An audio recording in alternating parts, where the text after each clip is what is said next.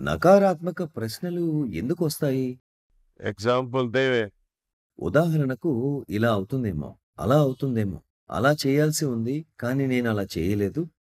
ఇలాంటి ఆలోచనలే వస్తాయనుకుంటాను. నేను ఇది చేయాల్సి ఉంది కానీ చేయలేదు. చేయలేకపోయాను. చేయాలని అనిపించట్లేదు. किसी के साथ झगड़ा हो गया, ఎవరితోనైనా గొడవ పడితే వారి విషయంలో అప్పుడప్పుడు పశ్చాత్తాపపడుతుంటాం. पश्चाताप नहीं होवे तो फिर से कई और तरह की माइंड चलता है। పశ్చాత్తాపం కాకపోతే మరొక విధంగా మనసు రగులుతూ ఉంటుంది. ఈసారి నేనేంటో చూపిస్తాను అని. ఇలా రకరకాలైన ఆలోచనలొస్తాయి.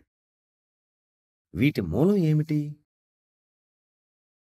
रिवेंजफुल एटीट्यूड टुवर्ड्स अदर्स, बदले का भाव, ఇతరులపై ప్రతీకారం తీర్చుకోవాలనే వైఖరి మనల్ని నాశనం చేస్తుంది. అయిందేదో అయింది.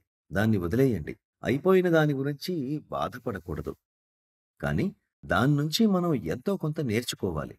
ఏదైనా పొరపాటయిందో లేదా సగంలో పని వదిలేశామో అలా ఆ విధంగా ఇంకెప్పుడూ చేయను. సంపూర్ణంగా చేస్తాను అని. जिसको श्री कृष्ण भगवान कुशलता से वो कहते हैं ना, దీన్నే శ్రీకృష్ణ భగవానుడు చెప్పినట్లు నైపుణ్యంతో లేదా కుశలతతో చేసిన పని కర్మయోగం అవుతుంది. సగం పూర్తి చేసిన లేదా అసంపూర్ణమైన పని కర్మయోగం ఎప్పుడూ అవదు.